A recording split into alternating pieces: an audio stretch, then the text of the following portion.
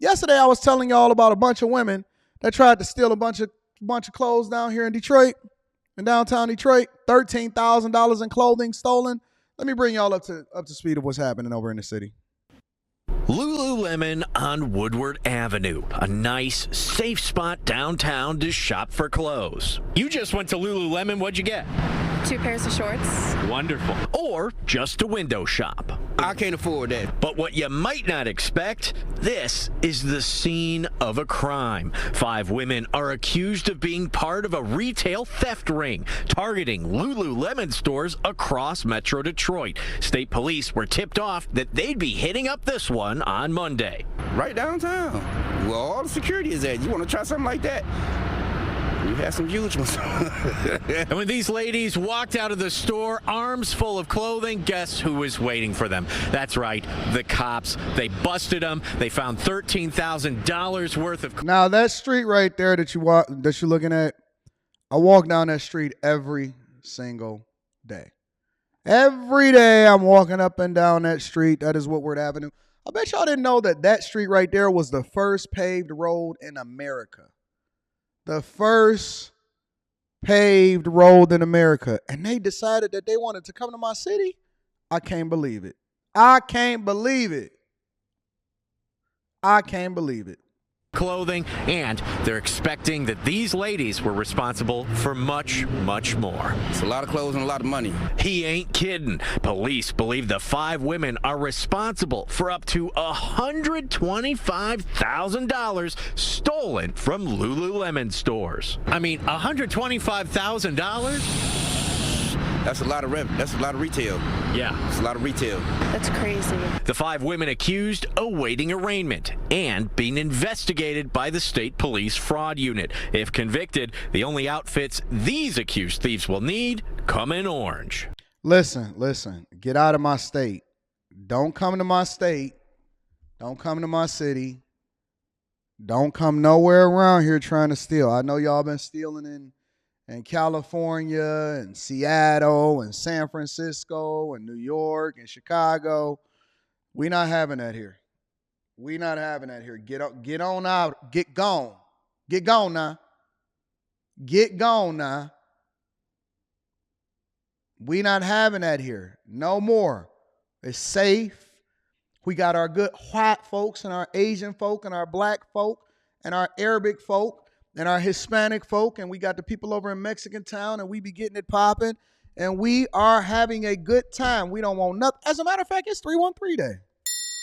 Yo, it's Detroit Day. Shout out to my city, Detroit. Yeah, it's going to be popping. And the weather is good. It's going to be a great day today. Get gone out of my city now. Don't come here with that foolishness. We are not having it over here in Detroit. All right, so any of these modern women that want to get their little Atlanta on, y'all little theft ring on, you can go ahead and get on. In addition to that, we going to go over to Chicago real quick.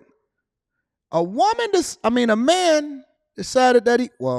We're going to hold off on that. We're going to go to Chicago. A young girl and a man was unalived over in Chicago. It's a sad, sad story. Make sure y'all hit a like for the algorithm, subscribe to the channel. Check this out. Also breaking this morning, Chicago police find a 15-year-old girl and a 24-year-old man dead inside of a parked car in the Roseland neighborhood. And now they're looking for who fired those shots. CBS 2's Mugo Odigwe live at Chicago Police headquarters with what we're learning from investigators. Good morning, Mugo. Yeah, good morning. Chicago police say the 15-year-old girl and 24-year-old man had multiple gunshot wounds on their bodies. Let's get you right to video of what that scene looked like as police officers investigated. You can see they're focused on this black SUV. It appears that is the same car the victims were in when the shooting happened. You can also see the passenger side window is shot out, and there are at least 4 bullet holes on the door. We noticed evidence markers right next to what looks like money on the ground there. The shooting is near 109th Place in Wentworth. Chicago police say they were called here just after 12:30 this morning. They tell us both the girl and the man were pronounced dead at the scene. And right now, Chicago police are not saying how that 15-year-old girl is related to the 24-year-old man. They're simply saying they're still investigating and no one has been arrested in this. Now we know that ain't nobody been arrested. That goes without saying. Nobody is ever going to be arrested over in Chicago. That's a fact. Very rarely do you actually get a real arrest. That's number one. Number two, bag of money, sound like a hit. I don't know. Number three, 15-year-old, it's just bad. It's just bad all the way around. It's bad all the way around. It's unfortunate. And then you start getting other people involved and kids. That sounds like a hit, honestly. It just sounds like a hit. It sounds like a hit, and it feels very, very bad. Did you hear about the 14-year-old unalived in St. Louis in a fight at a local Hazelwood Hospital? Eastwood High School got a critical in the head. Yeah, I heard about that. I heard that they hit their head on the ground and they bashed their head. I did. I heard about that. I didn't even want to report on it. It was so bad. But over in Dallas, a man steals a car with a woman in the back seat and then crashes out. Y'all got to check out this story. A Dallas man is charged with murder after police say he stole a car with a woman in the back seat. When he wrecked, she was killed. Good evening, I'm Steve Eager. The victim was a backseat passenger in the car when it was stolen from a Dallas store. It's seen on surveillance video. Police said the car was going at a very high rate of speed right before the crash. Fox 4's Alex Boyer with more on what happened. Alex. Hey, Steve, and according to an arrest warrant affidavit, Darian Thomas said he was inside of a gas station when he noticed a car pull up and two people got out and walked inside of the gas station. So he told police that he walked outside to see if the car was still running. It was, and that's when investigators say he stole the car driving off, then realizing that a woman was inside the back seat. A minute later, that woman was dead. Pieces of debris lying in the road mark the spot where a deadly car crash came to an end early Sunday morning in southeast Dallas. We came out here to see, but we saw the car out there. It was pretty mangled, and there was a good amount of cop car presence out here. Mireya Diaz lives nearby, right where Murdoch Road makes a sharp curve turning into Dowdy Ferry Road.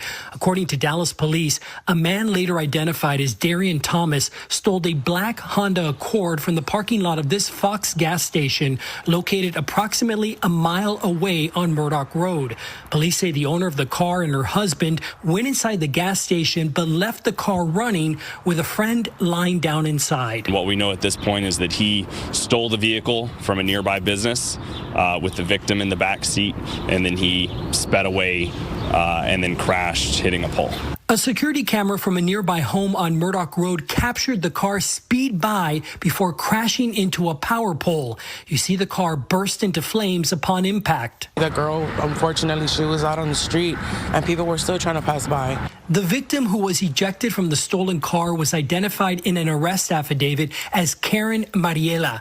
A witness told investigators Thomas crawled out of the car and told the witness his legs were broken and that he stole the vehicle because he needed a ride to work. He then asked the witness for a gun to kill himself. The report also states that Thomas increased speed and drove recklessly when complainant Mariela began yelling at him. The report states Thomas was driving in excess of an astonishing 200 miles per hour at. Is that possible? Can't be driving in excess of over 200 miles an hour in a Honda Accord. Thomas was driving in excess of an astonishing 200 miles per hour at the time of impact. Said he was going 260 miles per hour. There was no way. Yeah, that I'm not sure of. That's part of the ongoing investigation. I can't even imagine the feeling she had, just the terror, the fright, you know, just all the emotions that she had at that same time, and then everything going on at once. It's overwhelming. Prayers up for the victim. You fall asleep in the back seat of the car. Next thing you know, you wake up with a dude going 100 miles plus per hour, hitting some kind of utility pole. Car bursts out into flames. You get ejected. His legs is broken. He lives. He lives.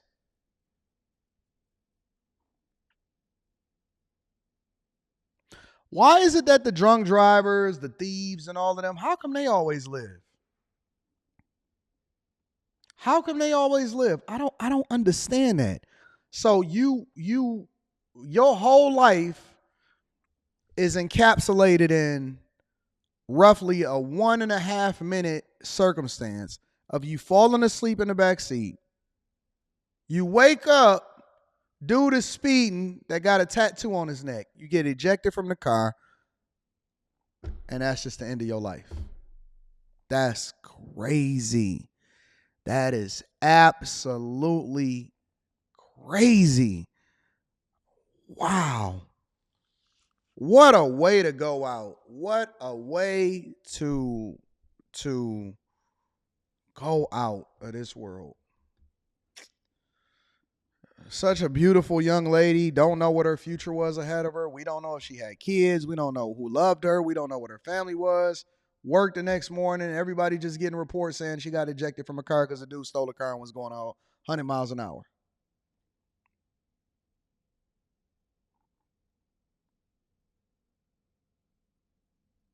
Jesus.